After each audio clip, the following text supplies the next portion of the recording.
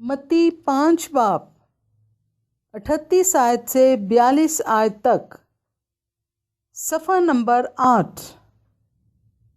इंतकाम के बारे में तालीम। तुम सुन चुके हो कि कहा गया था कि आँख के बदले आँख और दांत के बदले दांत।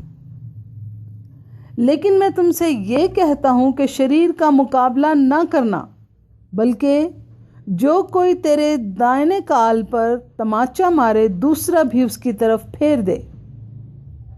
और अगर कोई तुझ पर नालिश करके तेरा कुर्ता लेना चाहे तो चौगा भी उसे ले लेने दे। और जो कोई तुझे 1 कोस बेगार में ले जाए उसके साथ 2 कोस चला जा। जो कोई तुझसे मांगे उसे दे, और जो तुझसे कर्ज चाहे उससे मुंह ना मोड़। कलाम मुकद्दस के पढ़े और सुने जाने पर खुदा की बरकत हो। आमीन।